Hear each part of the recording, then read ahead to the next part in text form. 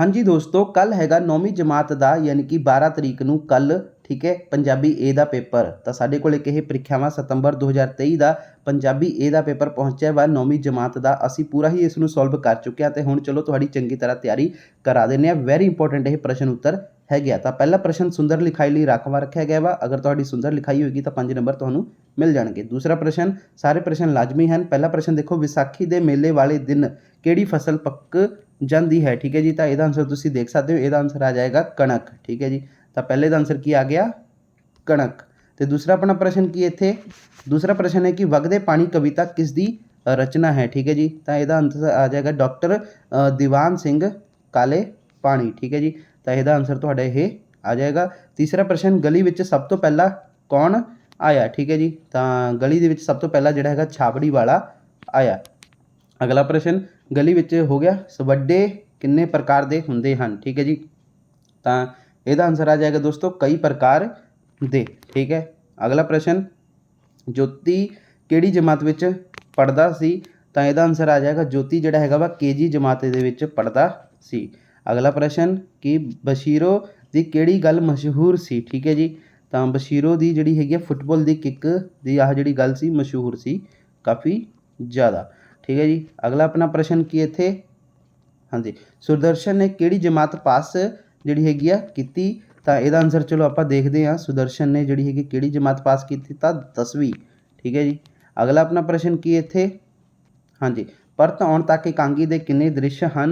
तो यदा आंसर आ जाएगा 9। ठीक है जी। तो अपना अगला प्रश्न की है, बंते दे मुंडे दा की नां सी? तो यदा आंसर तुसीं सिंपल दे विच देख सकते हो, फुम्मण। ठीक है जी। अगला अपना प्रश्न की है, बंता किहड़े शहर विच रिक्शा चलाउंदा सी? तो यदा आंसर आ जाएगा अमृतसर। ठीक है जी। अगला अपना प्रश्न की है, हाँ जी, प्रसंग सहित व्याख्या वा, हो अजे संभाल इस समय नूं। ठीक है जी, तो असीं आह वाला लव भी लिया वा आ रहा, हो हजे संभाल इस समय नूं। तो यदी प्रसंग देखो, यह काव्य टोटा 9वीं जमात की पंजाब पुस्तक ਸਾਹਿਤਮਾਲਾ ਵਿੱਚ ਜਿਹੜੀ ਹੈਗੀ ਦਰਜ ਭਾਈ ਵੀਰ ਸਿੰਘ ਦੀ ਕਵਿਤਾ ਸਮਾਂ ਵਿੱਚੋਂ ਲਿਆ ਗਿਆ ਹੈ। ਇਹਨਾਂ ਸਤਰਾਂ ਵਿੱਚ ਭਾਈ ਸਾਹਿਬ ਨੇ ਮਨੁੱਖ ਨੂੰ ਆਪਣੇ ਵਰਤਮਾਨ ਸਮੇਂ ਨੂੰ ਨਾਮ ਸਿਮਰਨ ਅਤੇ ਹੋਰੇ ਚੰਗਾ ਕੰਮਾਂ ਵਿੱਚ ਲਾ ਕੇ ਸਫਲ ਕਰਨ ਲਈ ਕਿਹਾ ਹੈ। ਵਿਆਖਿਆ ਦੇਖੋ, ਭਾਈ ਸਾਹਿਬ ਲਿਖਦੇ ਹਨ ਕਿ ਮਨੁੱਖ ਤੂੰ ਅਜੇ ਵੀ ਸੰਭਲ ਜਾ, ਜੋ ਸਮਾਂ ਤੇ ਕੋਲ ਹੈ, ਠੀਕ ਹੈ ਜੀ, ਉਸ ਦੀ ਸੰਭਾਲ ਕਰਕੇ ਵਰਤਮਾਨ ਸਮਾਂ ਜੋ ਅਜੇ ਤੇਰੇ ਹੱਥ ਵਿੱਚ ਹੈ ਉਸ ਨਾਲ ਜਿਹੜਾ ਹੈਗਾ ਵਾ ਸਿਮਰਨ ਸਤਿਸੰਗ ਅਤੇ ਚੰਗੇ ਕਰਮਾਂ ਵਿੱਚ ਲਾ। ਠੀਕ ਹੈ ਜੀ, ਤਾਂ ਇਸ ਪ੍ਰਕਾਰ ਇਹਨਾਂ ਨੇ ਇਹ ਲਿਖਿਆ ਹੋਇਆ ਵਾ। ਠੀਕ ਹੈ ਜੀ, ਤਾਂ ਇਹ ਤੁਸੀਂ ਇੱਥੇ ਇਹ ਇੰਨਾ ਹੀ ਕਹੀ ਆ ਸਾਡੇ ਕੋਲ। ਠੀਕ ਹੈ ਜੀ। ਅਤੇ ਆਪਣਾ ਅਗਲਾ ਕੀ ਹੈ ਇੱਥੇ, ਨਾਲ ਸਮੁੰਦਰੀ ਸਾਕਾਦਾਰੀ। ਠੀਕ ਹੈ ਜੀ, ਤਾਂ ਦੇਖੋ ਨਾਲ ਸਮੁੰਦਰੀ ਸਾਕਾਦਾਰੀ, ਤਾਂ ਇਹ ਵੀ ਅਸੀਂ ਲੱਭ ਲਿਆ ਵਾ। ਇਹਦਾ ਪ੍ਰਸੰਗ ਅਤੇ ਵਿਆਖਿਆ ਦੇਖੋ ਕੀ ਹੈ। ਪ੍ਰਸੰਗ ਹੈ, ਇਹ ਕਾਵਿ ਟੋਟਾ 9ਵੀਂ ਜਮਾਤ ਦੀ ਪੰਜਾਬੀ ਦੀ ਪੁਸਤਕ ਸਾਹਿਤਮਾਲਾ ਵਿੱਚ ਦਰਜ ਧਨੀ ਰਾਮ ਚਤਰਿਕ ਦੁਆਰਾ ਲਿਖੀ ਹੋਈ ਕਵਿਤਾ ਹੈ। ਵਹਿੰਦੇ ਜਾਈਏ ਵਿੱਚੋਂ ਲਿਆ ਗਿਆ ਹੈ। ਠੀਕ ਹੈ ਜੀ, ਵਹਿੰਦੇ ਜਾਏ ਵਿੱਚੋਂ ਲਿਆ ਗਿਆ ਹੈ। ਇਹਨਾਂ ਸਤਰਾਂ ਵਿੱਚ ਕਵੀ ਕਹਿੰਦਾ ਹੈ ਕਿ ਪਾਣੀ ਦਾ ਸਮੁੰਦਰ ਦੇ ਨਾਲ ਬਹੁਤ ਹੀ ਜਿਹੜਾ ਹੈਗਾ ਡੂੰਘਾ ਰਿਸ਼ਤਾ ਹੈ, ਜਿਸ ਨਾਲ ਕਈ ਵਾਰੀ ਮਿਲ ਚੁੱਕੀਆਂ ਹਨ। ਠੀਕ ਹੈ ਜੀ, ਅਤੇ ਕਈ ਵਾਰੀ ਵੱਖ ਹੋ ਚੁੱਕੀਆਂ ਹਨ। ਵਿਆਖਿਆ ਦੇਖੋ, ਕਵੀ ਕਹਿੰਦਾ ਹੈ ਕਿ ਨਦੀ ਦੇ ਪਾਣੀ ਦੀ ਸਮੁੰਦਰ ਦੇ ਨਾਲ ਗਤੀ ਰਿਸ਼ਤੇਦਾਰੀ ਹੈ। ਠੀਕ ਹੈ ਜੀ, ਗੂੜੀ ਰਿਸ਼ਤੇਦਾਰੀ ਹੈ, ਸੌਰੀ। ਉਹ ਆਪਣੇ ਇਸ ਰਿਸ਼ਤੇਦਾਰ ਸਮੁੰਦਰ ਦੇ ਪਾਣੀ ਨਾਲ ਕਈ ਵਾਰੀ ਮਿਲਿਆ ਹੈ ਅਤੇ ਕਈ ਵਾਰ ਉਸ ਨਾਲ ਉਹ ਜਿਹੜਾ ਹੈਗਾ ਵਿਛੋੜਾ ਵੀ ਹੋਇਆ ਹੈ। ਸਮੁੰਦਰ ਵਿੱਚ ਮਿਲਣ ਪਿੱਛੋਂ ਪਾਣੀ ਸੂਰਜ ਦੀ ਗਰਮੀ ਨਾਲ ਜਿਹੜਾ ਹੈਗਾ ਭਾਫ ਬਣ ਕੇ ਅਸਮਾਨ 'ਤੇ ਚੜ੍ਹ ਜਾਂਦਾ ਹੈ, ਫਿਰ ਪਹਾੜਾਂ 'ਤੇ ਬਰਖਾ ਦੇ ਰੂਪ ਵਿੱਚ ਵਰਦਾ ਹੈ। ਉੱਥੇ ਫਿਰ ਨਦੀ ਦਾ ਪਾਣੀ ਹੇਠਾਂ ਸਮੁੰਦਰ ਵੱਲ ਜਿਹੜਾ ਹੈਗਾ ਵਗਣਾ ਸ਼ੁਰੂ ਕਰ ਦਿੰਦਾ ਹੈ। ਤਾਂ ਇਹ ਤੁਹਾਡਾ ਆਨਸਰ ਹੋ ਗਿਆ। ਅੱਗੇ ਹੈ ਆਪਣਾ ਦੋਸਤੋ, ਭੋਲੇ ਭੋਲੇ ਲੋਕ ਅਤੇ ਆਲੀਆਂ ਭੋਲੀਆਂ ਗੱਲਾਂ। ਠੀਕ ਹੈ ਜੀ, ਤਾਂ ਇਹਦਾ ਆਨਸਰ ਤੁਸੀਂ ਆ ਦੇਖੋ ਆ ਰਿਹਾ ਤੁਹਾਡਾ ਹੀ ਹੈ ਨਾ, ਭੋਲੇ ਭੋਲੇ ਲੋਕ ਆਲੀਆਂ ਗੱਲਾਂ।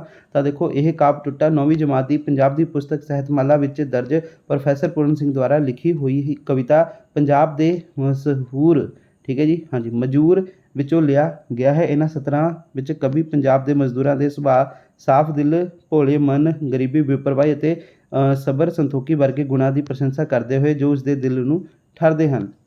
ਤਾਂ ਦੇਖੋ ਇਹਦਾ ਆਨਸਰ ਕਿਸ ਤਰ੍ਹਾਂ ਹੈ, ਤਾਂ ਕਵੀ ਕਹਿੰਦਾ ਹੈ ਕਿ ਮੈਨੂੰ ਪੰਜਾਬ ਦੇ ਮਜ਼ਦੂਰ ਉਹਨਾਂ ਦੇ ਗੁਣਾਂ ਕਰਕੇ ਬਹੁਤ ਚੰਗੇ ਲੱਗਦੇ ਹਨ। ਠੀਕ ਹੈ ਜੀ, ਤਾਂ ਇਹਦਾ ਦੋਸਤੋ ਤੁਸੀਂ ਇੱਥੋਂ ਹੋਰ ਸ਼ੁਰੂ ਕਰਿਓ। ਇਹ ਲੋਕ ਭੋਲੇ ਭਾਲੇ ਹਨ, ਇਹਨਾਂ ਦੀਆਂ ਗੱਲਾਂ ਵੀ ਭੋਲੀਆਂ ਭਾਲੀਆਂ ਹਨ। ਇਹਨਾਂ ਦਾ ਗਰੀਬੀ ਵਾਲਾ ਜੀਵਨ ਬਹੁਤ ਹੀ ਨਿੱਘਾ ਹੈ, ਪਰ ਇਹਨਾਂ ਦਾ ਸਬਰ ਸੰਤੋਖ ਬਹੁਤ ਵੱਡਾ ਹੈ। ਇਹਨਾਂ ਦੇ ਸਾਰੇ ਗੁਣ ਮੇਰੇ ਦਿਲ ਵਿੱਚ ਠੰਡੇ ਪਾਣੀ ਵਾਂਗ ਠਰਦੇ ਹਨ। ਠੀਕ ਹੈ ਜੀ, ਅਤੇ ਅੱਗੇ ਹੈ ਦੋਸਤੋ ਆਪਣਾ ਇਹ ਹੋ ਗਿਆ। ਹਾਂਜੀ, ਅੱਗੇ ਹੈ ਵਾ ਦੇ ਤੇ ਸਭ ਦਾ ਰੱਬ ਭੰਡਾਰ ਖੋਲ੍ਹੇ ਦੇਵੇਗਾ। ਠੀਕ ਹੈ ਜੀ। ਤਾਂ ਦੇਖੋ ਆਹੀ ਤੁਹਾਡਾ ਹੈਗਾ ਵਾ, ਤੇ ਸਭ ਦਾ ਰੱਬ ਭੰਡਾਰ ਖੋਲ੍ਹ ਦੇਵੇਗਾ। ਤਾਂ ਦੇਖੋ ਇਹ ਕਾਵਿ ਟੋਟਾ 9ਵੀਂ ਜਮਾਤ ਦੀ ਪੰਜਾਬੀ ਦੀ ਪੁਸਤਕ ਜਿਹੜੀ ਹੈਗੀ ਸਾਹਿਤਮਾਲਾ ਪੁਸਤਕ ਵਿੱਚ ਦਰਜ ਡਾਕਟਰ ਦੀਵਾਨ ਸਿੰਘ ਕਾਲੇ ਪਾਣੀ ਕਵਿਤਾ ਫਕੀਰ ਦੀ ਸਦਾ ਵਿੱਚੋਂ ਲਿਆ ਗਿਆ ਹੈ। ਇਸ ਵਿੱਚ ਕਵੀ ਮਨੁੱਖ ਨੂੰ ਪਰਮਾਤਮਾ ਮਿਹਰ ਅਤੇ ਦਾਤਾ ਪ੍ਰਾਪਤ ਕਰਨ ਲਈ ਰਲ ਮਿਲ ਕੇ ਰਹਿਣ, ਵੱਢ ਕੇ ਖਾਣ ਅਤੇ ਪਿਆਰ, ਉਦਮ ਅਤੇ ਖੁਸ਼ੀਆਂ ਵੰਡਣ ਦਾ ਸੁਨੇਹਾ ਦਿੰਦਾ ਹੈ। ਵਿਆਖਿਆ ਦੇਖੋ, ਕਵੀ ਮਨੁੱਖ ਨੂੰ ਕਹਿੰਦਾ ਹੈ, ਜੇਕਰ ਮਨੁੱਖ ਆਪਣੇ ਜੀਵਨ ਨੂੰ ਚੰਗਾ, ਦੂਸਰਿਆਂ ਨੂੰ ਦਾਨ ਦੇਣ ਵਾਲਾ, ਠੀਕ ਹੈ ਜੀ, ਵੰਡ ਕੇ ਖਾਣ ਵਾਲਾ ਅਤੇ ਜਿਉਣ ਦੇਣ ਵਾਲਾ ਲਵੇਗਾ ਤਾਂ, ਠੀਕ ਹੈ ਜੀ, ਆਪਣੇ ਗੁਆਂਢੀਆਂ ਨੂੰ, ਮਿੱਤਰ ਨੂੰ ਅਤੇ ਪਰਾਇਆਂ ਨੂੰ ਅਤੇ ਆਪਣੇ ਬੇਗਾਨਿਆਂ ਨੂੰ ਪਿਆਰ, ਉਦਮ ਅਤੇ ਖੁਸ਼ੀਆਂ ਵੰਡੇਗਾ ਤਾਂ ਪਰਮਾਤਮਾ ਉਸ ਲਈ ਬਹੁਤ ਸਾਰੀਆਂ ਜਿਹੜੇ ਹੈਗੇ ਵਾ ਰਹਿਮਤਾਂ ਅਤੇ ਦਾਤਾਂ ਦਾ ਜਿਹੜਾ ਹੈਗਾ ਭੰਡਾਰ ਖੋਲ੍ਹ ਦੇਵੇਗਾ। ਇਸ ਪ੍ਰਕਾਰ ਮਨੁੱਖਤਾ ਦੀ ਸੇਵਾ ਕਰਨ ਲਈ ਸਾਡੇ ਜਿਹੜੇ ਹੈਗੇ ਵੰਡਣ ਨਾਲ ਕੁਝ ਵੀ ਘਟਦਾ ਨਹੀਂ, ਸਗੋਂ ਪਰਮਾਤਮਾ ਸਾਡੇ ਹੋਰ ਬਖਸ਼ਿਸ਼ਾਂ ਹੀ ਕਰਦਾ ਹੈ। ਠੀਕ ਹੈ ਜੀ। ਤਾਂ ਇਹ ਤੁਹਾਡਾ ਆਨਸਰ ਹੋ ਗਿਆ।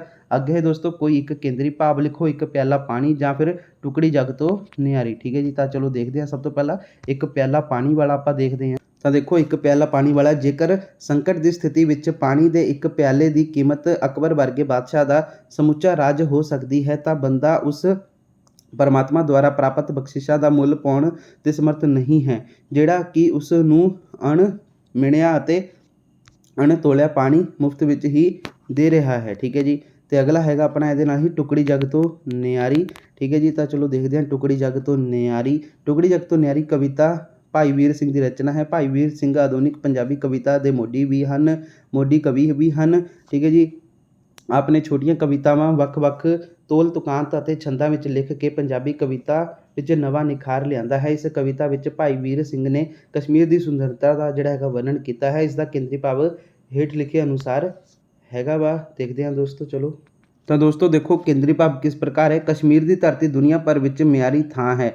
ਇਸ ਦਾ ਨਿਰਮਾਣ ਕੁਦਰਤ ਦੇਵੀ ਜਿਹੜੀ ਹੈਗੀ ਹੈ, ਕੁਦਰਤੀ ਦੇਵੀ ਨੇ ਆਪ ਕੀਤਾ ਹੈ, ਜਿਸ ਕਰਕੇ ਇਸ ਵਿੱਚ ਅਸਮਾਨੀ ਸੁੰਦਰਤਾ ਝਲਕਦੀ ਹੈ। ਇਸ ਵਾਰ ਅਰਸ਼ੀ ਰਮਜ਼ਾਂ ਜਿਹੜੀ ਹੈਗੀ ਝਲਕਦੀਆਂ ਪ੍ਰਤੀਤ ਹੁੰਦੀਆਂ ਹਨ। ਠੀਕ ਹੈ ਜੀ। ਇਸ ਵਿੱਚੋਂ ਜਿਵੇਂ ਅਰਸ਼ੀ ਰਮਜ਼ਾਂ ਝਲਕਦੀਆਂ ਪ੍ਰਤੀਤ ਹੁੰਦੀਆਂ ਹਨ, ਇਹ ਤੁਹਾਡਾ ਕੇਂਦਰੀ ਭਾਵ ਹੈ। ਤਾਂ ਦੋਸਤੋ ਅਗਲਾ ਪ੍ਰਸ਼ਨ ਆਪਣਾ ਦੇਖੋ ਕੀ ਹੈ। ਇਹ ਹੋ ਗਿਆ ਟੁਕੜੀ ਜੱਗ ਤੋਂ ਨਿਆਰੀ। ਅੱਗੇ ਹੈ ਵੱਡਿਆਂ ਦਾ ਆਦਰ ਦਾ ਜਿਹੜਾ ਹੈਗਾ ਸਾਰ ਲਿਖਣਾ ਵਾ। ਠੀਕ ਹੈ ਜੀ। ਤਾਂ ਚਲੋ ਦੇਖਦੇ ਹਾਂ ਵੱਡਿਆਂ ਦਾ ਆਦਰ ਦਾ ਸਾਰ। ਤਾਂ ਦੇਖੋ ਕੀ ਹੈ ਇਹਦਾ ਉੱਤਰ, ਮਿੱਠਾ ਬੋਲਣਾ ਅਤੇ ਸਨੇਹ ਤੇ ਹਿੱਤ ਨਾਲ ਵਰਤਨ ਦਾ ਜਿਹੜਾ ਹੈਗਾ ਵਾ ਨਾ ਆਦਰ ਹੈ, ਜਿਸ ਦੇ ਕਾਰਨ ਸਭ ਦਾ ਜਿਹੜਾ ਹੈਗਾ ਮਾਣ ਹੁੰਦਾ ਹੈ। ਜਦੋਂ ਕੋਈ ਆਪਣੇ ਤੋਂ ਵੱਡੇ ਮਿਲੇ ਤਾਂ ਖੜੇ ਹੋ ਕੇ ਸਿਰ ਝੁਕਾ ਕੇ ਹੱਥ ਜੋੜ ਕੇ ਉਸ ਨੂੰ ਮੱਥਾ ਟੇਕਣਾ ਜਾਂ ਫਿਰ ਪੈਰੀ ਪੈਣਾ ਕਰਨਾ ਚਾਹੀਦਾ ਹੈ। ਉਸਦੇ ਅੱਗੇ ਜਿਹੜਾ ਹੈਗਾ ਵਾ ਉਸਦੇ ਅੱਗੇ ਨਹੀਂ ਸਗੋਂ ਮਗਰ ਤੁਰਨਾ ਚਾਹੀਦਾ ਹੈ। ਜੇ ਅੱਗੇ ਲੰਘਣਾ ਹੋਵੇ ਤਾਂ ਆਗਿਆ ਲੈਣੀ ਚਾਹੀਦੀ ਹੈ। ਉਸਦੇ ਸਾਹਮਣੇ ਖਿੜਖਿੜਾ ਕੇ ਹੱਸਣਾ ਅਤੇ ਜਿਹੜਾ ਹੈਗਾ ਨਿਰਲੱਜਤਾ ਭਰੀ ਕਠੋਰ ਗੱਲ ਜਿਹੜੀ ਹੈਗੀ ਨਹੀਂ ਕਰਨੀ ਚਾਹੀਦੀ ਹੈ। ਵੱਡੇ ਕਈ ਪ੍ਰਕਾਰ ਦੇ ਹੁੰਦੇ ਹਨ। ਠੀਕ ਹੈ ਜੀ। ਸਾਹ ਕੋ ਵੱਡੇ, ਉਮਰੋਂ ਵੱਡੇ। ਠੀਕ ਹੈ ਜੀ। ਤੇ ਵਿੱਦਿਆ ਵਿੱਚ ਵੱਡੇ, ਗੁਣ ਜਾਂ ਫਿਰ ਪਦਵੀ ਵਿੱਚ ਵੱਡੇ, ਸੋ ਥਾਂ ਸਿਰ ਜਿਸ ਦਾ ਜੋ ਅਧਿਕਾਰ ਹੈ ਉਸ ਦਾ ਓਨਾ ਹੀ ਆਦਰ ਕਰਨਾ ਚਾਹੀਦਾ ਹੈ। ਆਦਰ ਕਰਨਾ ਚੰਗਿਆਂ ਦਾ ਜਿਹੜਾ ਹੈਗਾ ਕਰਮ ਹੈ ਤੇ ਹੋਰਨਾਂ ਦਾ ਧਰਮ ਹੈ। ਮੰਨੂ ਜੀ ਅਨੁਸਾਰ ਗੁਰੂ, ਮਾਤਾ ਪਿਤਾ ਤੇ ਵੱਡੇ ਭਰਾ ਦਾ ਸਦਾ ਹੀ ਆਦਰ ਕਰਨਾ ਚਾਹੀਦਾ ਹੈ। ਵਿੱਦਿਆ ਗੁਰੂ ਤੋਂ ਮਗਰੋਂ ਸਹਾਇਕ ਤੇ ਵੱਡੇ ਭਰਾ ਦਾ ਅਧਿਕਾਰ ਹੈ। ਠੀਕ ਹੈ ਜੀ। ਤੇ ਵੱਡੇ ਭਰਾ ਦਾ ਅਧਿਕਾਰ ਹੈ, ਗੱਲ ਕਿ ਸਾਨੂੰ ਸਭ ਦਾ ਆਦਰ ਕਰਨਾ ਚਾਹੀਦਾ ਹੈ। ਇਹ ਤੁਹਾਡਾ ਸਾਰ ਹੋ ਗਿਆ। ਅੱਗੇ ਹੈ ਦੋਸਤੋ ਤੁਹਾਡਾ ਗਲੀ ਵਿੱਚ ਦਾ ਸਾਰ। ਠੀਕ ਹੈ ਜੀ। ਤਾਂ ਚਲੋ ਦੇਖਦੇ ਹਾਂ ਗਲੀ ਵਿੱਚ। ਤਾਂ ਦੇਖੋ ਗਲੀ ਵਿੱਚ ਲੇਖ ਦਾ ਸਾਰ। ਤਾਂ ਗਲੀ ਵਿੱਚ ਛਾਬੜੀ ਵਾਲੇ ਨੇ ਹੋਕਾ ਦਿੱਤਾ ਅਤੇ ਗਲੀ ਦੀਆਂ ਤੀਵੀਆਂ ਆ ਕੇ ਉਸ ਕੋਲੋਂ ਸੇਵੀਆਂ, ਪਾਪੜ ਤੇ ਦਾਲ ਖਰੀਦ ਕੇ ਖਾਣ ਲੱਗੀਆਂ। ਛਾਬੜੀ ਵਾਲੇ ਦੀ ਇੱਛਾ ਅਨੁਸਾਰ ਤੀਵੀਂ ਹੋਰਨਾਂ ਤੀਵੀਆਂ ਨੂੰ ਜਾ ਕੇ ਦੱਸਦੀਆਂ ਤੇ ਕਈਆਂ ਨੂੰ ਥੋੜਾ ਸੈਦਾ ਲਿਆ ਤੇ ਨਾਲ ਹੀ ਉਸ ਨੂੰ ਕਿਹਾ ਕਿ ਉਹ ਕੱਲ੍ਹ ਨੂੰ ਜਿਹੜੀ ਹੈਗੀ ਕੰਗਣੀਆਂ ਲੈ ਕੇ ਆਵੇ। ਠੀਕ ਹੈ ਜੀ। ਦੂਜੇ ਦਿਨ ਸਵੇਰੇ ਜਿਹੜੀ ਹੈਗੀ 5-7 ਕੁੜੀਆਂ ਤੇ ਕੁਝ ਤੀਵੀਆਂ ਦਰਬਾਰ ਸਾਹਿਬ ਗਈਆਂ। ਠੀਕ ਹੈ ਜੀ। ਇਸ ਸਮੇਂ ਉਹਨਾਂ ਦੇ ਰਾਹ ਵਿੱਚ ਜਿਹੜਾ ਹੈਗਾ ਵਾ ਕੋਲ ਖੋਤੇ ਹਿੰਗਦਾ ਸੁਣ ਕੇ ਥੁਕਦਿਆਂ ਉਹਨਾਂ ਨਹਿਸ਼ ਆਖਿਆ। ਠੀਕ ਹੈ ਜੀ। ਤੇ ਦਰਬਾਰ ਸਾਹਿਬ ਦੇ ਪੌਣੇ ਵਿੱਚ ਜਿਹੜਾ ਹੈਗਾ ਵਾ ਇਸ਼ਨਾਨ ਕਰਨ ਮਗਰੋਂ ਦਿਨ ਵੱਡਾ ਚੜ੍ਹਨ ਕਰਕੇ ਉਹਨਾਂ ਨੂੰ ਫਿਕਰ ਲੱਗਾ ਕਿ ਉਹਨਾਂ ਐਤਵਾਰ ਦੀ ਕਥਾ ਸੁਣੀ ਹੈ। ਠੀਕ ਹੈ ਜੀ। ਉਹਨਾਂ ਨੇ ਐਤਵਾਰ ਦੀ ਕਥਾ ਸੁਣੀ ਹੈ ਤੇ ਨਾ ਰੋਟੀ ਪਕਾਈ। ਠੀਕ ਹੈ ਜੀ। ਵਿੱਚੋਂ ਹੀ ਇੱਕ ਜਿਹੜੀ ਹੈਗੀ ਮਿਸਰਾਣੀ ਤੋਂ ਕਥਾ ਸੁਣ ਕੇ ਉਹਨਾਂ ਘਰ ਆ ਕੇ ਰੋਟੀ ਤੁੱਕ ਦਿੱਤਾ। ਤੇ ਅੱਗੇ ਦੋਸਤੋ ਇੱਕ ਹੁਣ ਇੱਕ ਵਣਜਾਰਾ ਆ ਗਿਆ ਤੇ ਸਾਰੀਆਂ ਉਸ ਦੁਆਲੇ ਇਕੱਠੀਆਂ ਹੋ ਕੇ ਦੰਦਾਸੇ ਮੁਲਮੇ ਦੀਆਂ ਵਾਲੀਆਂ ਬਿੰਦੀਆਂ ਅਤੇ ਛਾਪਾਂ ਛਲੜੀਆਂ ਭਾ ਪੁੱਛਣ ਲੱਗੀਆਂ। ਇੱਕ ਇੰਨੇ ਨੂੰ ਇੱਕ ਬੁੱਢੀ ਆ ਕੇ ਵਣਜਾਰੇ ਨੂੰ ਪੈ ਗਈ ਤੇ ਨਾਲ ਹੀ ਉਸ ਦੁਆਲੇ ਖਿੜ ਕਰਨ ਵਾਲੀ ਕੁੜੀਆਂ ਨੂੰ ਵੀ। ਠੀਕ ਹੈ ਜੀ। ਤੇ ਬੁੱਢੀ ਦੀ ਡਾਂਟ ਸੁਣ ਕੇ ਵਣਜਾਰਾ ਡਰਦਾ ਚਲਾ ਗਿਆ।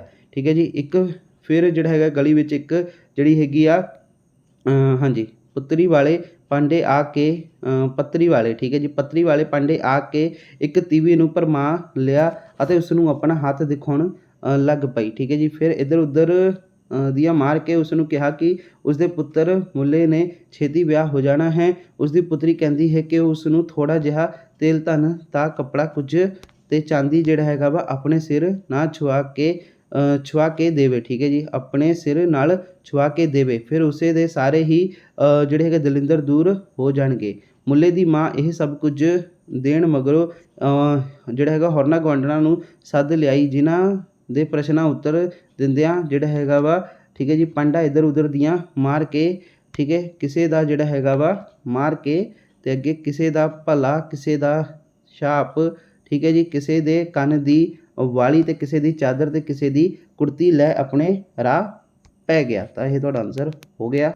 ਤਾਂ ਦੋਸਤੋ ਹੁਣ ਆਪਣਾ ਅਗਲਾ ਦੇਖਦੇ ਹਾਂ। ਅਗਲਾ ਕੀ ਹੈ ਹੇਠ ਲਿਖੇ ਪ੍ਰਸ਼ਨਾਂ ਵਿੱਚੋਂ ਕੋਈ 2 ਪ੍ਰਸ਼ਨ ਕਰੋ। ਠੀਕ ਹੈ ਜੀ। ਤਾਂ ਦੇਖੋ ਸਭ ਤੋਂ ਪਹਿਲਾ ਪ੍ਰਸ਼ਨ ਕੀ ਹੈ ਸੁਲਤਾਨਪੁਰ ਰਹਿੰਦਿਆਂ ਗੁਰੂ ਨਾਨਕ ਦੇਵ ਜੀ ਦਾ ਨਿਤ ਕਰਮ ਕੀ ਸੀ। ਠੀਕ ਹੈ ਜੀ। ਤਾਂ ਇਹਦਾ ਆਨਸਰ ਚਲੋ ਆਪਾਂ ਦੇਖਦੇ ਹਾਂ। ਸੁਲਤਾਨਪੁਰ ਰਹਿੰਦੇ ਆ ਤਾਂ ਦੇਖੋ ਆਹੀ ਤੁਹਾਡਾ ਪ੍ਰਸ਼ਨ ਸੀਗਾ।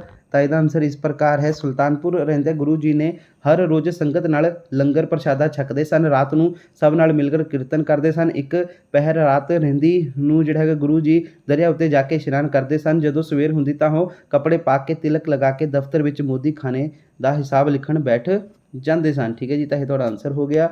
ਅਗਲਾ ਆਪਣਾ ਇਹਦੇ ਪ੍ਰਸ਼ਨ ਨਾਲ ਕੀ ਹੈ ਹਾਂਜੀ ਦੂਸਰਾ ਪ੍ਰਸ਼ਨ ਹੈ ਆਪਣਾ ਮਨ ਚੰਗਾ ਤੇ ਕਠੌਤੀ ਵਿੱਚ ਗੰਗਾ ਇਸ ਅਖਾਣ ਦਾ ਕੀ ਭਾਵ ਹੈ। ਠੀਕ ਹੈ ਜੀ। ਤਾਂ ਚਲੋ ਦੇਖਦੇ ਹਾਂ ਆਨਸਰ ਆਹੀ ਆ। ਠੀਕ ਹੈ ਜੀ। ਤਾਂ ਦੇਖੋ ਇਸ ਅਖਾਣ ਦਾ ਭਾਵ ਹੈ ਕਿ ਜਦੋਂ ਬੰਦੇ ਦਾ ਮਨ ਚੰਗਾ ਹੋਵੇ ਤਾਂ ਸਾਰੇ ਜਿਹੜੇ ਹੈਗੇ ਆ ਤੀਰਥਾਂ ਅਤੇ ਧਾਰਮਿਕ ਸਥਾਨਾਂ 'ਤੇ ਜਾਣ ਦਾ ਜਿਹੜਾ ਹੈਗਾ ਜਸ ਅਤੇ ਭਾਗ ਘਰ ਵਿੱਚ ਬੈਠਿਆਂ ਹੀ ਪ੍ਰਾਪਤ ਹੋ ਜਾਂਦਾ ਹੈ। ਫਿਰ ਤੀਰਥਾਂ ਉੱਤੇ ਜਾਣ ਦੀ ਲੋੜ ਨਹੀਂ ਰਹਿੰਦੀ। ਠੀਕ ਹੈ ਜੀ। ਅਗਲਾ ਆਪਣਾ ਪ੍ਰਸ਼ਨ ਹੈ ਕਿ ਵੱਡਿਆਂ ਦਾ ਆਦਰ ਕਿਵੇਂ ਕਰਨਾ ਚਾਹੀਦਾ ਹੈ। ਠੀਕ ਹੈ ਜੀ। ਤਾਂ ਦੇਖੋ ਵੱਡਿਆਂ ਦਾ ਆਦਰ ਜਿਵੇਂ ਕਿ ਜਦੋਂ ਕੋਈ ਆਪਣੇ ਤੋਂ ਵੱਡਾ ਰਾਹ ਵਿੱਚ ਮਿਲੇ ਤਾਂ ਸਾਨੂੰ ਖੜ੍ਹੇ ਹੋ ਕੇ ਸਿਰ ਝੁਕਾ ਕੇ ਹੱਥ ਜੋੜ ਕੇ ਪੈਰੀ ਪੈਣਾ ਜਾਂ ਫਿਰ ਮੱਥਾ ਟੇਕਣਾ ਚਾਹੀਦਾ ਹੈ। ਉਸਦੇ ਅੱਗੇ ਨਹੀਂ ਲੰਘਣਾ ਚਾਹੀਦਾ ਸਗੋਂ ਉਸਦੇ ਮਗਰ ਤੁਰਨਾ ਚਾਹੀਦਾ ਹੈ। ਜੇਕਰ ਉਸਦੇ ਅੱਗੋਂ ਲੰਘਣਾ ਹੋਵੇ ਤਾਂ ਅੱਗੇ ਲੈ ਕੇ ਲੈਣੀ ਚਾਹੀਦੀ ਹੈ। ਵੱਡਿਆਂ ਦੇ ਸਾਹਮਣੇ ਸਾਨੂੰ ਖਿੜਖਿੜਾ ਕੇ ਨਹੀਂ ਹੱਸਣਾ ਚਾਹੀਦਾ ਹੈ ਅਤੇ ਨਿਰਲਜਤਾ ਭਰੀ ਤੇ ਕਠੋਰ ਬੋਲੀ ਨਹੀਂ ਬੋਲਣੀ ਚਾਹੀਦੀ ਹੈ। ਠੀਕ ਹੈ ਜੀ। ਤਾਂ ਇਹ ਤੁਹਾਡਾ ਆਨਸਰ ਹੋ ਗਿਆ। ਅਗਲਾ ਹੈ ਆਪਣਾ ਸਮੇਂ ਦੇ ਅਰਗ ਤੋਂ ਕੀ ਭਾਵ ਹੈ ਲੇਖਕ ਕਿਸ ਸਮੇਂ ਨੂੰ ਸਾਰਥਕ ਸਮਝਦਾ ਹੈ। ਠੀਕ ਹੈ ਜੀ। ਤਾਂ ਦੇਖੋ ਸਮੇਂ ਦੇ ਅਰਗ ਤੋਂ ਕੀ ਭਾਵ ਹੈ ਤਾਂ ਦੇਖੋ ਸਮੇਂ ਦਾ ਅਰਗ ਤੋਂ ਭਾਵ ਹੈ ਸਮੇਂ ਦੀ ਕਦਰ। ਲੇਖਕ ਮਨੁੱਖ ਦੁਆਰਾ ਜਿਹੜਾ ਹੈਗਾ ਹੰਢਾਏ ਗਏ ਅਜਿਹੇ ਸਮੇਂ ਨੂੰ ਹੀ ਸਾਰਥਕ ਸਮਝਦਾ ਹੈ ਜਿਸ ਨੂੰ ਮਨੁੱਖ ਚੰਗੇ ਤੇ ਸ਼ੁਭ ਕੰਮ ਵਿੱਚ ਲਾਉਂਦਾ ਹੈ। ਚੰਗੇ ਕੰਮਾਂ ਵਿੱਚ ਲਾਇਆ ਗਿਆ ਸਮਾਂ ਹੀ ਮਨੁੱਖ ਦੀ ਅਸਲ ਉਮਰ ਮੰਨਿਆ ਜਾਂਦਾ ਹੈ। ਠੀਕ ਹੈ ਜੀ। ਤਾਂ ਇਹ ਤੁਹਾਡਾ ਹੋ ਗਿਆ। ਅੱਗੇ ਆਪਣਾ ਕਿਸੇ ਇੱਕ ਕਹਾਣੀ ਦਾ ਸਾਰ 150 ਸ਼ਬਦਾਂ ਵਿੱਚ ਲਿਖੋ। ਸਭ ਤੋਂ ਪਹਿਲਾਂ ਹੈਗਾ ਬਸ਼ੀਰਾ ਤੇ ਜਨਮ ਦਿਨ। ਠੀਕ ਹੈ ਜੀ। ਤਾਂ ਦੇਖਦੇ ਹਾਂ ਦੋਸਤੋ ਚਲੋ ਆਪਾਂ ਦੋਨੋਂ ਹੀ ਦੇਖਦੇ ਹਾਂ। ਬਸ਼ੀਰਾ ਜੋ ਕਿ ਨਵਜੋਤ ਸਿੰਘ ਦੀ ਰਚਨਾ ਹੈ। ਸਾਰ ਦੇਖੋ ਇਹਦਾ ਬਸ਼ੀਰਾ ਤੇ ਕਹਾਣੀਕਾਰ ਦੋਵੇਂ ਚੰਗੇ ਜਿਹੜੇ ਹੈਗਾ ਬੋਲੀ ਸਨ। ਠੀਕ ਹੈ ਜੀ। ਬਸ਼ੀਰਾ ਤੇ ਕਹਾਣੀਕਾਰ ਦੋਵੇਂ ਚੰਗੇ ਬੋਲੀ ਸਨ। ਠੀਕ ਹੈ ਜੀ। ਉਹ ਇੱਕ ਦੂਜੇ ਦੀ ਮਦਦ ਕਰਦੇ ਸਨ। ਕਹਾਣੀਕਾਰ ਪੜ੍ਹਾਈ ਵਿੱਚ ਹੁਸ਼ਿਆਰ ਸੀ ਹੋਣ ਕਰਕੇ ਪੜ੍ਹਾਈ ਵਿੱਚ ਬਸ਼ੀਰੇ ਦੀ ਮਦਦ ਕਰਦਾ। ਬਸ਼ੀਰਾ ਸਰੀਰਕ ਪੱਖੋਂ ਤਾਕਤਵਰ ਹੋਣ ਕਰਕੇ ਕਹਾਣੀਕਾਰ ਦੀ ਲੜਾਈ ਝਗੜੇ ਵਿੱਚ ਸਹਾਇਤਾ ਕਰਦਾ। ਸਕੂਲ ਦੇ ਕੁਝ ਲੜਕੇ ਉਹਨਾਂ ਨਾਲ ਜਿਹੜੇ ਹੈਗੇ ਉਹਨਾਂ ਦੀ ਯਾਰੀ ਬਹੁਤ ਹੀ ਸੜਦੇ ਸਨ। ਠੀਕ ਹੈ ਜੀ। ਕਹਾਣੀਕਾਰ ਦੀ ਸਹਾਇਤਾ ਨਾਲ ਬਸ਼ੀਰੇ ਦੀ ਪੜ੍ਹਾਈ ਵਿੱਚ ਸੁਧਾਰ ਹੋ ਗਿਆ। ਬਸ਼ੀਰੇ ਤੋਂ ਕਹਾਣੀਕਾਰ ਨੇ ਥੋੜ੍ਹੀ ਖੇਡ ਕਲਾ ਵੀ ਸਿੱਖ ਲਈ। ਬਸ਼ੀਰੇ ਦੀ ਫੁੱਟਬਾਲ ਦੀ ਕਿੱਕ ਬਹੁਤ ਮਸ਼ਹੂਰ ਸੀ। ਕਹਾਣੀਕਾਰ ਦੇ ਜਨਮ ਦਿਨ ਉੱਤੇ ਠੀਕ ਹੈ ਜੀ ਉਹਨਾਂ ਦੇ ਸ਼ਹਿਰ ਦੇ ਰਿਸ਼ਤੇਦਾਰ ਮੁੰਡੇ ਕੁੜੀਆਂ ਆਉਂਦੇ ਸਨ। ਠੀਕ ਹੈ ਜੀ। ਅਤੇ ਉਹ ਸੋਹਣੇ ਕੱਪੜੇ ਪਹਿਨ ਕੇ ਆਉਂਦੇ ਅਤੇ ਕਹਾਣੀਕਾਰ ਲਈ ਸੋਹਣੀਆਂ ਸੁਗਾਤਾਂ ਲੈ ਕੇ ਆਉਂਦੇ ਅਤੇ ਸੋਹਣੀਆਂ ਕੁੜੀਆਂ ਅੱਗੇ ਬਸ਼ੀਰਾ ਸ਼ਰਮਾਉਂਦਾ ਹੋਇਆ ਨੁੱਕਰੇ ਜਿਹੜਾ ਹੈਗਾ ਬੈਠਾ ਰਹਿੰਦਾ। ਲੇਖਕ ਨੂੰ ਇੱਕ ਕਾਂਤੀ ਨਾਂ ਦੀ ਕੁੜੀ ਬਹੁਤ ਹੀ ਚੰਗੀ ਲੱਗਦੀ ਕਿਉਂਕਿ ਉਹ ਬਸ਼ੀਰੇ ਨਾਲ ਆਪਣੇ ਅਮੀਰੀ ਨੂੰ ਪੈਸੇ ਜਿਹੜਾ ਹੈਗਾ ਵਾ ਰੱਖ ਕੇ ਗੱਲ ਕਰਦੀ ਹੈ, ਠੀਕ ਹੈ ਜੀ। ਅਤੇ ਉਸ ਨੇ ਕਹਾਣੀਕਾਰ ਲਈ ਲਿਆਂਦੀਆਂ ਸੁਗਾਤਾਂ ਵਿੱਚੋਂ ਇੱਕ ਜਰਸੀ ਬਸ਼ੀਰੇ ਨੂੰ ਵੀ ਦਿੱਤੀ। ਕਹਾਣੀਕਾਰ ਨੇ ਵੀ ਇੱਕ ਵਾਰ ਬਸ਼ੀਰੇ ਨੂੰ ਆਪਣੇ ਜਨਮ ਦਿਨ 'ਤੇ ਵਧੀਆ ਫੁੱਟਬਾਲ ਦਿੱਤਾ ਜੋ ਉਸ ਦਾ ਆਪਣਾ ਸੀ। ਉਹ ਦੋਵੇਂ ਮਿੱਤਰ ਇਕੱਠੇ ਬੈਠ ਕੇ ਆਪਣੀ ਕਲਪਨਾ ਰਾਹੀਂ ਕਾਲਜ ਵਿੱਚ ਪੜ੍ਹਨ ਬਾਰੇ ਸੋਚਦੇ। ਕਹਾਣੀਕਾਰ ਸੋਚਦਾ ਹੈ ਕਿ ਬਸ਼ੀਰਾ ਯੂਨੀਵਰਸਿਟੀ ਦੀ ਟੀਮ ਵਿੱਚ ਚੁਣਿਆ ਜਾਵੇਗਾ। ਬਸ਼ੀਰਾ ਸੋਚਦਾ ਹੈ ਕਿ ਕਹਾਣੀਕਾਰ ਬਹੁਤ ਹੀ ਸਾਰੀਆਂ ਕਿਤਾਬਾਂ ਲਿਖੇਗਾ ਜਿਸ ਵਿੱਚ ਉਹ ਆਪਣੇ ਦੋਸਤ ਦਾ ਹਾਲ ਵੀ ਲਿਖੇਗਾ। ਉਹ ਕਲਪਨਾ ਵਿੱਚ ਹੀ ਵਿਦੇਸ਼ਾਂ ਦੀ ਸੈਰ ਕਰਦੇ ਅਤੇ ਕਹਾਣੀਕਾਰ ਦੇ ਕਾਂਤੀ ਦੇ ਵਿਆਹ ਬਾਰੇ ਸੋਚਦੇ। ਇੱਕ ਵਾਰ ਬਸ਼ੀਰਾ ਜਿਹੜਾ ਹੈਗਾ ਵਾ ਕੁਝ ਦਿਨ ਸਕੂਲ ਨਾ ਆਇਆ ਤਾਂ ਕਹਾਣੀਕਾਰ ਫਿਕਰਮੰਦ ਹੋ ਕੇ 3 ਕੋਹ ਦੂਰ, ਠੀਕ ਹੈ ਜੀ, ਉਹਨਾਂ ਦੇ ਪਿੰਡ ਪਤਾ ਕਰਨ ਗਿਆ। ਉਸਦੇ ਪਿੰਡ ਪਹੁੰਚ ਕੇ ਉਸਨੇ ਪਿੰਡ ਦੇ ਜਿਹੜੇ ਹੈਗੇ ਆ ਬਾਰਵਾ ਬਸ਼ੀਰੇ ਨੂੰ ਜਿਹੜਾ ਹੈਗਾ ਵਾ ਮੱਝ ਚਰਾਉਂਦਾ ਵੇਖ ਜਿਹੜਾ ਹੈਗਾ ਵਾ ਦੋਸਤੋ ਲਿਆ। ਕਹਾਣੀਕਾਰ ਦੇ ਪੁੱਛਣ 'ਤੇ ਬਸ਼ੀਰੇ ਨੇ ਦੱਸਿਆ ਕਿ ਉਸਦੇ ਬਾਪ ਨੇ ਮੱਝ ਖਰੀਦ ਲਈ ਹੈ, ਠੀਕ ਹੈ। ਕਹਾਣੀਕਾਰ ਇਸ ਗੱਲ ਨੂੰ ਸਮਝ ਨਾ ਪਾਇਆ ਕਿਉਂਕਿ ਉਸਦੇ ਅਨੁਸਾਰ ਮੱਝ ਦਾ ਸੰਬੰਧ ਦੁੱਧ ਅਤੇ ਲੱਸੀ ਪੀਣ ਨਾਲ ਸੀ, ਪਰ ਬਸ਼ੀਰੇ ਵਰਗੇ ਕਈਆਂ ਲਈ ਮੱਝ ਦਾ ਜੋੜ ਠੇਕੇਦਾਰਾਂ ਕੋਲੋਂ ਸਾਰਾ ਦੁੱਧ ਵੇਚ ਕੇ ਘਰ ਦੇ ਗੁਜ਼ਾਰੇ ਨਾਲ ਹੈ। ਕਹਾਣੀਕਾਰ ਕਹਿੰਦਾ ਹੈ ਕਿ ਉਹ ਕਹਾਣੀ ਲਿਖਦਾ ਹੋਇਆ ਆਪਣੀਆਂ ਲਿਖਤਾਂ ਰਾਹੀਂ ਸੰਘਰਸ਼ ਦਾ ਜਿਹੜਾ ਹੈਗਾ ਵਾ ਰਾਹ ਆਪਣੇ ਬਸ਼ੀਰੇ ਅਤੇ ਉਹਨਾਂ ਦੇ ਲੋਕਾਂ ਦੀ ਜ਼ਿੰਦਗੀ ਬਾਰੇ ਸੰਗਰਾਮ ਕਰੇਗਾ ਜਿਨ੍ਹਾਂ ਦੇ ਜਿਹੜੇ ਇੱਕ ਫੁੱਟਬਾਲ ਨੂੰ ਕਿੱਕ ਮਾਰਨ ਦੇ ਸੁਪਨੇ ਅਤੇ ਦੁੱਧ ਆਪ ਪੀਣ ਦੀਆਂ ਸਦਰਾਂ ਅਧੂਰੀਆਂ ਰਹਿ ਗਈਆਂ। ਹੁਣ ਉਹਨਾਂ ਦਾ ਹੱਕ ਕੋਈ ਨਹੀਂ ਖੋਏਗਾ, ਠੀਕ ਹੈ ਜੀ। ਤਾਂ ਇਹ ਤੁਹਾਡਾ ਹੋ ਗਿਆ। ਅਗਲਾ ਹੈਗਾ ਜਨਮ ਦਿਨ ਦਾ, ਠੀਕ ਹੈ ਜੀ। ਤਾਂ ਦੇਖਦੇ ਹਾਂ ਜਨਮ ਦਿਨ। ਤਾਂ ਜਨਮ ਦਿਨ ਕਹਾਣੀ ਦਾ ਸਾਰ ਆਪਣੇ ਸ਼ਬਦਾਂ ਵਿੱਚ ਲਿਖੋ। ਤਾਂ ਦੇਖੋ ਕਹਾਣੀ ਜਨਮ ਦਿਨ ਪ੍ਰਸਿੱਧ ਕਹਾਣੀਕਾਰ ਜਿਹੜਾ ਹੈਗਾ ਸਵਿੰਦਰ ਸਿੰਘ ਉੱਪਲ ਦੁਆਰਾ ਲਿਖੀ ਗਈ ਹੈ। ਇਸ ਕਹਾਣੀ ਵਿੱਚ ਅਮੀਰ ਲੋਕਾਂ ਨੂੰ ਪੈਸੇ ਅਤੇ ਰੁਤਬੇ ਦੇ ਜ਼ੋਰ ਨਾਲ ਗਰੀਬਾਂ ਦੀਆਂ ਸਦਰਾਂ ਅਤੇ ਆਸਾਂ ਉਮੰਗਾਂ ਦਾ ਖੂਨ ਕਰਦੇ ਵਿਖਾਇਆ ਗਿਆ ਹੈ। ਤਾਂ ਦੇਖੋ ਜੁਗਲ ਪ੍ਰਸਾਦ ਦੀ ਤਨਖਾਹ ਜਿਵੇਂ ਹੀ 5 ਰੁਪਏ ਵੱਧਦੀ ਹੈ ਤਾਂ ਉਹ ਆਪਣੇ ਸਭ ਤੋਂ ਛੋਟੇ ਮੁੰਡੇ ਜੋਤੀ ਨੂੰ ਅੰਗਰੇਜ਼ੀ ਅਤੇ ਨਵੀਆਂ ਵਿਦਿਅਕ ਵਿਉਂਤਾਂ ਰਾਹੀਂ ਚੱਲ ਰਹੇ ਸਕੂਲ ਵਿੱਚ ਦਾਖਲ ਕਰਵਾ ਦਿੰਦਾ ਹੈ। ਉਸਦੀ ਪਤਨੀ ਦੇਵਕੀ ਘਰ ਦੀ ਆਰਥਿਕ ਨੂੰ ਵੇਖਦੇ ਹੋਏ, ਠੀਕ ਹੈ ਜੀ, ਆਪਣੇ ਪਤੀ ਨੂੰ ਸਮਝਾਉਂਦੀ ਹੈ ਕਿ ਉਹ ਜੋਤੀ ਨੂੰ ਕਿਸੇ ਛੋਟੇ-ਮੋਟੇ ਸਕੂਲ ਵਿੱਚ ਦਾਖਲ ਕਰਵਾ ਦੇਣ, ਪਰ ਜੁਗਲ ਪ੍ਰਸਾਦ ਦੀ ਇਹ ਦਿਲੀ ਇੱਛਾ, ਠੀਕ ਹੈ ਜੀ, ਸੀ ਕਿ ਉਸਦਾ ਪੁੱਤਰ ਅੰਗਰੇਜ਼ੀ ਵਿੱਚ ਹੁਸ਼ਿਆਰ ਹੋਵੇ ਅਤੇ ਬਹੁਤ ਵੱਡਾ ਅਤੇ ਜਿਹੜਾ ਹੈਗਾ ਚੰਗਾ ਅਫਸਰ ਬਣੇ। ਸਕੂਲ ਦੇ ਇਮਤਿਹਾਨਾਂ ਵਿੱਚ ਜੋਤੀ ਸਾਰੇ ਹੀ ਜਮਾਤੀਆਂ ਨਾਲੋਂ ਅੱਗੇ ਆਉਂਦਾ, ਠੀਕ ਹੈ ਜੀ। ਜੁਗਲ ਪ੍ਰਸਾਦ ਦਫ਼ਤਰ ਵਿੱਚ ਆਪਣੇ ਸਾਥੀਆਂ ਨਾਲ ਜੋਤੀ ਦੀ ਲਿਆਕਤ ਬਾਰੇ ਗੱਲ ਕਰਦਾ ਅਤੇ ਬੜੇ ਮਾਣ ਨਾਲ ਕਹਿੰਦਾ ਕਿ ਜੋਤੀ ਉਸਦੇ ਸਾਰੇ ਖਾਨਦਾਨ ਦਾ ਨਾਂ ਰੋਸ਼ਨ ਕਰੇਗਾ। 6 ਮਹੀਨੇ ਬਾਅਦ ਜੋਤੀ ਨੇ ਪ੍ਰਿੰਸੀਪਲ ਦੀ ਇੱਕ ਚਿੱਠੀ ਜੁਗਲ ਪ੍ਰਸਾਦ ਨੂੰ ਲਿਆ ਕੇ ਦਿੱਤੀ। ਉਸਨੇ ਦੇਵਕੀ ਨੂੰ ਦੱਸਿਆ ਕਿ ਪ੍ਰਾਂਤ ਦੇ ਪ੍ਰਸਿੱਧ ਮੰਤਰੀ ਜਵਾਲਾ ਪ੍ਰਸਾਦ ਦਾ ਜਨਮ ਦਿਨ ਇੱਥੇ ਦੇ ਨਾਗਰਿਕ ਸਭਾ ਵੱਲੋਂ ਮਨਾਇਆ ਜਾ ਰਿਹਾ ਹੈ, ਠੀਕ ਹੈ ਜੀ। ਸ਼ਹਿਰ ਦੇ ਜਿਹੜੇ ਹੈਗੇ ਆ 94 ਸਕੂਲਾਂ ਦੇ ਲਾਇਕ ਵਿਦਿਆਰਥੀਆਂ ਇਸ ਮੌਕੇ 'ਤੇ ਮੰਤਰੀ ਜੀ ਨੂੰ ਹਾਰ ਪਾ ਕੇ ਸਨਮਾਨਿਤ ਕਰਨਗੇ ਅਤੇ KG ਜਮਾਤ ਵਿੱਚ ਜੋਤੀ ਨੂੰ ਚੁਣਿਆ ਗਿਆ, ਠੀਕ ਹੈ ਜੀ।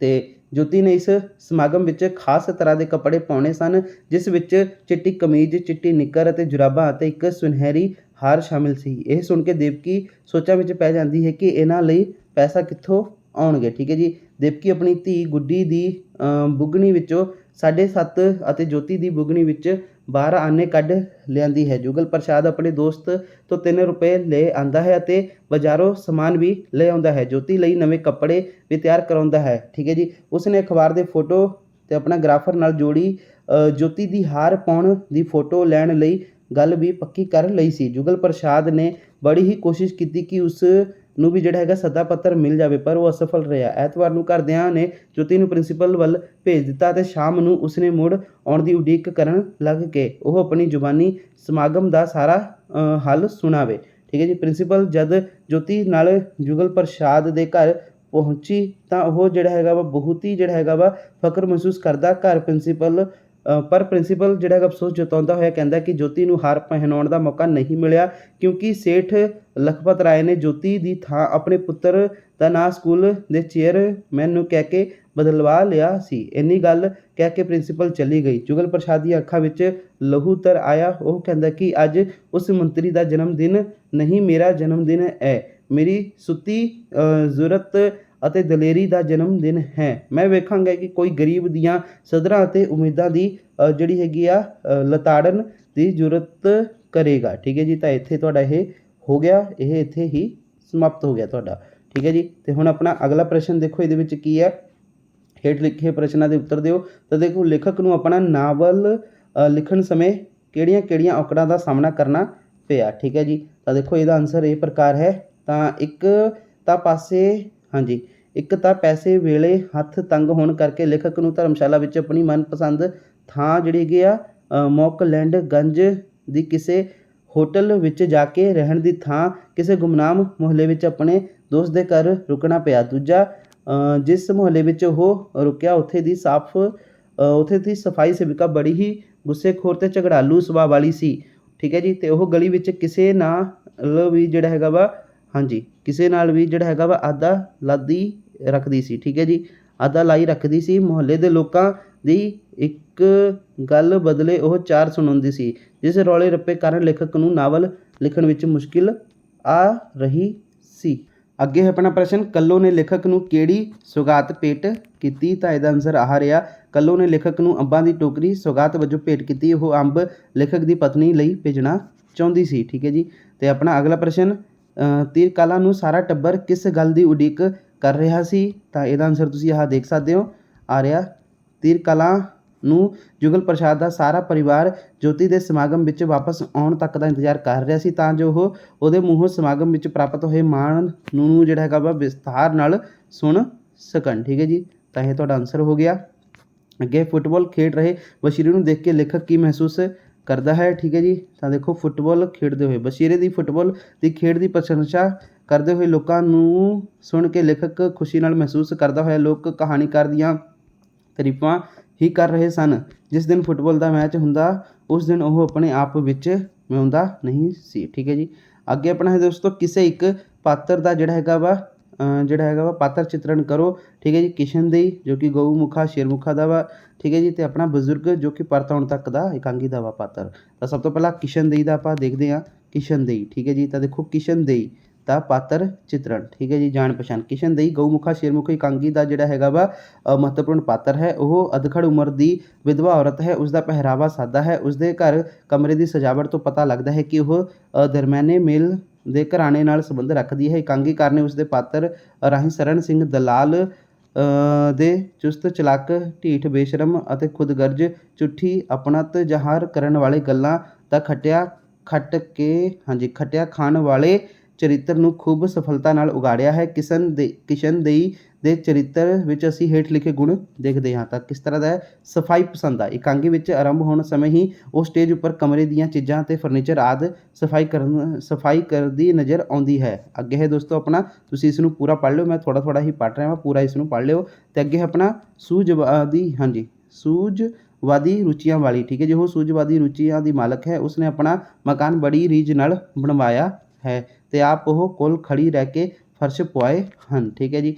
ਅੱਗੇ ਹੈ ਆਪਣਾ ਪ੍ਰਸ਼ੰਸਾ ਸੁਣ ਕੇ ਖੁਸ਼ ਰਹਿਣ ਵਾਲੀ। ਉਹ ਪਹਿਲਾਂ ਤਾਂ ਸਰਨ ਸਿੰਘ ਦਲਾਲ ਨੂੰ ਘਰ ਨਹੀਂ ਸੀ ਵੜਨ ਦੇਣਾ ਚਾਹੁੰਦੀ, ਪਰ ਜਦੋਂ ਉਹ ਅੱਗੇ ਉਸਦੇ ਮਕਾਨ ਫਰਸ਼ਾਂ ਦੀ ਪ੍ਰਸ਼ੰਸਾ ਕਰਦਾ ਹੈ ਤਾਂ ਇਹ ਖੁਸ਼ ਉਸ ਨੂੰ ਜਿਹੜੀ ਹੈਗੀ ਆ, ਠੀਕ ਹੈ ਜੀ। ਤਾਂ ਇਹ ਖੁਸ਼ ਹੋ ਕੇ ਉਸ ਨੂੰ ਜਿਹੜੀ ਹੈਗੀ ਆ ਸ਼ਰਬਤ ਆਦਿ ਪਿਲਾਉਂਦੀ ਹੈ। ਅੱਗੇ ਹੈ ਕਿਸਮਤ ਵਿੱਚ ਵਿਸ਼ਵਾਸ ਰੱਖਣ ਵਾਲੀ ਆ। ਉਹ ਆਪਣੇ ਪਤੀ ਦੀ ਮੌਤ ਬਾਰੇ ਸਰਨ ਸਿੰਘ ਨੂੰ ਠੰਡਾ ਸਾਹ ਭਰ ਕੇ ਦੱਸਦੀ ਹੈ ਕਿ ਕਿਸਮਤ ਦੀ ਲਿਖੀ ਹੋਈ ਨੂੰ ਕੋਈ ਨਹੀਂ ਮੋੜ ਸਕਦਾ। ਆਰਥਿਕ ਤੌਰ 'ਤੇ ਤੰਗ, ਉਹ ਆਰਥਿਕ ਤੌਰ 'ਤੇ ਤੰਗ ਹੈ। ਉਸ ਨੂੰ ਆਪਣੇ ਬੱਚੇ ਦੀ ਪੜ੍ਹਾਈ ਅਤੇ ਖਰਚ ਦਾ ਫਿਕਰ ਹੈ, ਠੀਕ ਹੈ। ਉਸ ਕੋਲ ਕੋਈ ਕੰਮ ਖੋਲ੍ਹ ਕੇ ਦੇਣ ਲਈ ਪੈਸੇ ਵੀ ਨਹੀਂ ਸਨ। ਇਸ ਕਰਕੇ ਉਹ ਸਰਨ ਸਿੰਘ ਦੇ ਕਹੇ ਮਕਾਨ ਜਿਹੜਾ ਹੈਗਾ ਵਾ ਉਹ ਸਰਨ ਸਿੰਘ ਦੇ ਕਹੇ ਮਕਾਨ ਵੇਚਣ ਲਈ ਜਿਹੜੀ ਹੈਗੀ ਤਿਆਰ ਹੋ ਜਾਂਦੀ ਹੈ, ਠੀਕ ਹੈ ਜੀ। ਅਗਲਾ ਹੈਗਾ ਤੁਹਾਡਾ ਬਜ਼ੁਰਗ, ਠੀਕ ਹੈ ਜੀ। ਬਜ਼ੁਰਗ ਦਾ ਦੇਖ ਲੈਂਦੇ ਹਾਂ ਪਾਤਰ ਚਿੱਤਰਨ।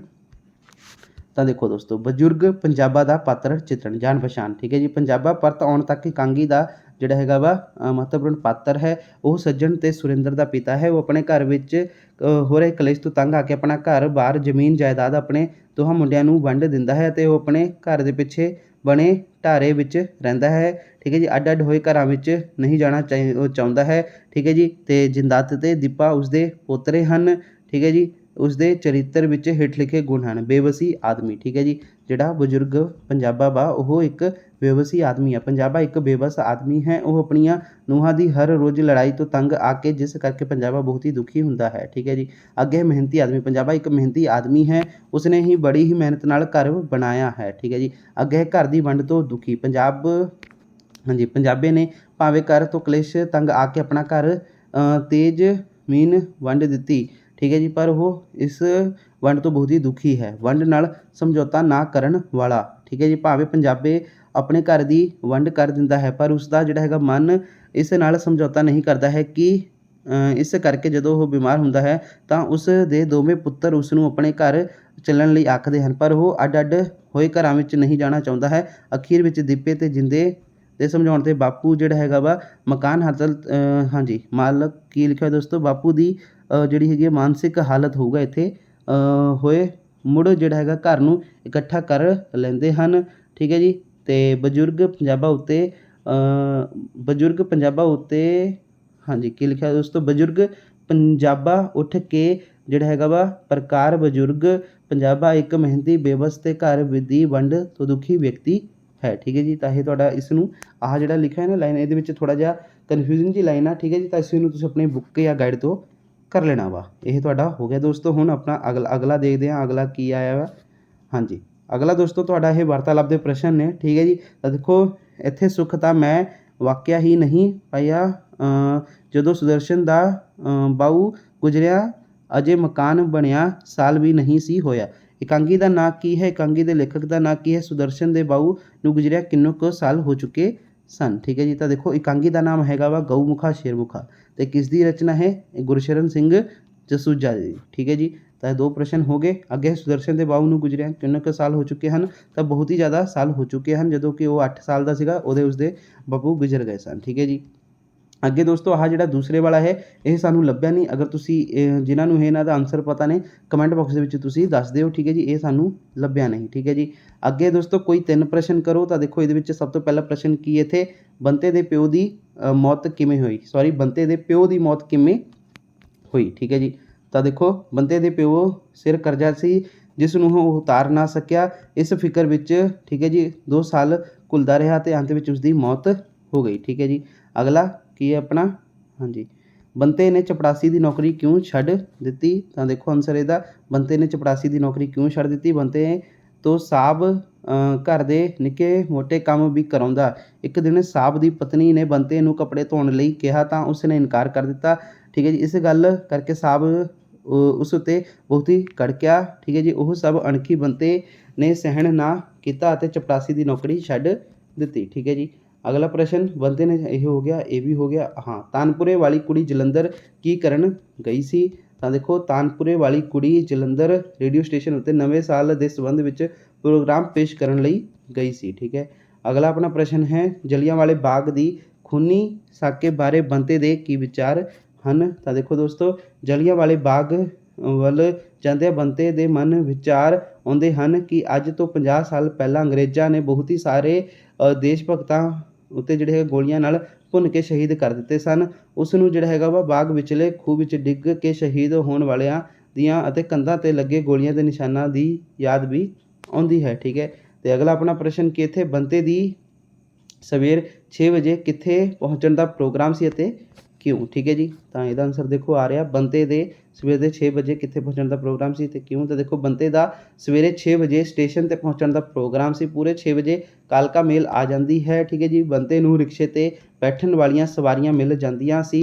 ਉਂਝ ਵੀ, ਠੀਕ ਹੈ ਜੀ, ਬੰਤਾ ਰਿਕਸ਼ਾ ਨਾ ਮਿਲਣ ਕਾਰਨ ਸਵਾਰੀਆਂ ਦੀ ਪਰੇਸ਼ਾਨੀ ਤੋਂ ਵਾਕਫ ਸੀ, ਠੀਕ ਹੈ ਜੀ। ਤਾਂ ਇਹ ਤੁਹਾਡਾ ਆਨਸਰ ਹੋ ਗਿਆ। ਅਗਲਾ ਹੈ ਪ੍ਰਸ਼ਨ 12ਵਾਂ, ਹੇਠ ਲਿਖੇ ਵਾਰਤਾਲਾਪ ਪ੍ਰਸ਼ਨ ਦੇ ਆਨਸਰ ਦਿਓ। ਤਾਂ ਦੇਖੋ ਇਹਨਾਂ ਛੁਛੜੀਆਂ ਨਾਲ ਸਾਡਾ ਕੀ ਬਣਨਾ ਹੈ? ਪਿੰਡ ਚੱਲ ਕੇ ਪੀਆਂਗੇ ਬਾਟੇ ਵਿੱਚ, ਠੀਕ ਹੈ ਜੀ। ਤਾਂ ਦੇਖੋ ਆਹੀ ਸਾ, ਇਹਨਾਂ ਛੁਛੜੀਆਂ ਨਾਲ ਕੀ ਬਣਨਾ ਹੈ, ਆਹੀ ਹੈ। ਦੇਖੋ ਇਹਦਾ ਪ੍ਰਸੰਗ ਹੈ। ਇਹ ਸ਼ਬਦ ਨਰਿੰਜਨ ਤਸਨੀਮ ਦੇ ਨਾਵਲ ਇੱਕ ਹੋਰ ਨਵਾਂ ਸਾਲ ਵਿੱਚ ਚਾਟੀ ਵਿੰਡਜ਼ ਦਰਵਾਜ਼ੇ ਤੱਕ ਜਾਣ ਵਾਲੇ, ਠੀਕ ਹੈ ਜੀ, ਚਾਟੀ ਵਿੰਡ ਦਰਵਾਜ਼ੇ ਤੱਕ ਜਾਣ ਲਈ ਬੰਤੇ ਦੇ ਰਿਕਸ਼ੇ 'ਤੇ ਬੈਠੇ 2 ਸਵਾਰਾਂ ਵਿੱਚੋਂ ਮੱਖਣ ਨੇ ਆਪਣੇ ਸਾਥੀ ਨੂੰ ਉਦੋਂ ਕਹੇ ਜਦੋਂ ਉਹ ਉਸ ਨੂੰ ਵੇਲਣ ਤੋਂ ਰਸ ਪੀਣ ਲਈ ਕਹਿੰਦਾ ਹੈ। ਵਿਆਖਿਆ, ਮੱਖਣ ਨੇ ਕਿਹਾ ਕਿ ਇਸ ਛੋਟੇ ਜਿਹੇ ਭਾਂਡੇ ਵਿੱਚ ਰਸ ਪੀ ਕੇ ਉਹਨਾਂ ਦਾ ਕੁਝ ਨਹੀਂ ਬਣਨਾ ਹੈ, ਉਹ ਪਿੰਡ ਚੱਲ ਕੇ ਹੀ ਬਾਟੇ ਵਿੱਚ ਰਸ ਪੀਣਗੇ। ਅਗਲਾ ਕੀ ਹੈ? ਅਗਲਾ ਆਪਾਂ ਵੀ ਆਪਣੀਆਂ ਦੋਹਾਂ ਕਾਕੀਆਂ ਨੂੰ ਓਨਾ ਹੀ ਪੜ੍ਹਾਉਣਾ ਹੈ ਜਿੰਨਾ ਕਿ ਫੁੰਮਣ ਨੂੰ, ਠੀਕ ਹੈ। ਤਾਂ ਦੇਖੋ ਆਹੀ ਹੈ ਤੁਹਾਡਾ, ਆਪਾਂ ਆਪਣੀਆਂ ਦੋਹਾਂ ਕਾਕੀਆਂ ਨੂੰ ਓਨਾ ਹੀ ਪੜ੍ਹਾਉਣਾ ਹੈ ਜਿੰਨਾ ਕਿ ਫੁੰਮਣ ਨੂੰ। ਤਾਂ ਇਹ ਸ਼ਬਦ ਪ੍ਰਸੰਗ ਦੇਖੋ, ਇਹ ਸ਼ਬਦ ਨਿਰੰਜਨ ਤਸਨੀਮ ਦੇ ਨਾਵਲ ਇੱਕ ਹੋਰ ਨਵਾਂ ਸਾਲ ਵਿੱਚ ਬੰਤੇ ਨੇ ਆਪਣੇ ਆਪ ਨੂੰ ਉਦੋਂ ਕਹੇ ਜਦੋਂ ਉਹ ਉਸਦੀ ਪਤਨੀ ਦੀਆਂ ਆਪਣੇ ਬੱਚਿਆਂ ਬਾਰੇ ਗੱਲਾਂ ਸੁਣਦਾ ਹੈ। ਜਿਹੜੇ ਪੰਜਾਂ ਕੁੜੀਆਂ ਪਿੱਛੋਂ ਹੋਏ ਆਪਣੇ ਮੁੰਡੇ ਨੂੰ ਦਰਬਾਰ ਸਾਹਿਬ ਮੱਥਾ ਟਿਕਾ ਕੇ ਆਏ ਸਨ। ਵਿਆਖਿਆ, ਬੰਤਾ ਕਹਿੰਦਾ ਹੈ ਕਿ ਉਹ ਆਪਣੀਆਂ ਦੋਹਾਂ ਕੁੜੀਆਂ ਨੂੰ ਆਪਣੇ ਪੁੱਤਰ ਜਿੰਨਾ ਹੀ ਪੜ੍ਹਾਏਗਾ ਅਤੇ ਪੁਰਾਣੇ ਲੋਕਾਂ ਵਾਂਗ ਆਪਣੀਆਂ ਕੁੜੀਆਂ ਨਾਲ ਵਿਤਕਰਾ ਨਹੀਂ ਕਰੇਗਾ। ਠੀਕ ਹੈ, ਤਾਂ ਇਹ ਤੁਹਾਡਾ ਆਨਸਰ ਹੋ ਗਿਆ ਏ ਦਾ ਵੀ। ਤਾਂ ਇਸ ਤੋਂ ਬਾਅਦ ਤੁਸੀਂ ਦੇਖ ਲਓ ਕੋਈ ਵੀ ਪ੍ਰਸ਼ਨ ਨਹੀਂ ਬਚਿਆ ਹੈ, ਪੂਰਾ ਦਾ ਪੂਰਾ ਪੇਪਰ ਅਸੀਂ ਸੋਲਵ ਕਰ ਲਿਆ, ਜੋ ਕਿ ਸਾਡੇ ਕੋਲ ਇੱਕ ਕਲਾਸ 9ਵੀਂ ਦਾ ਪੰਜਾਬੀ ਏ ਦਾ ਪੇਪਰ ਪਹੁੰਚਿਆ ਸੀਗਾ, ਪੂਰਾ ਹੀ ਸੋਲਵ ਕਰਕੇ ਤੁਹਾਡੇ ਸਾਹਮਣੇ ਪੇਸ਼ ਕਰ ਦਿੱਤਾ ਹੈ। ਵੀਡੀਓ ਨੂੰ ਲਾਈਕ, ਚੈਨਲ ਨੂੰ ਸਬਸਕ੍ਰਾਈਬ ਕਰ ਲਓ। ਠੀਕ ਹੈ ਜੀ, ਬਾਕੀ ਤੁਹਾਡੀ ਕੋਈ ਕੁਐਰੀ ਹੈ ਤੁਸੀਂ ਮੈਨੂੰ ਇੰਸਟਾਗ੍ਰਾਮ 'ਤੇ ਮੈਸੇਜ ਕਰ ਸਕਦੇ ਹੋ, ਇੰਸਟਾ ਆਈਡੀ ਦਾ ਲਿੰਕ ਡਿਸਕ੍ਰਿਪਸ਼ਨ ਬਾਕਸ ਵਿੱਚ ਦਿੱਤਾ ਹੋਵੇਗਾ। ਆਲ ਦਾ ਬੈਸਟ ਤੁਹਾਡੇ ਐਗਜ਼ਾਮ ਦੇ ਲਈ।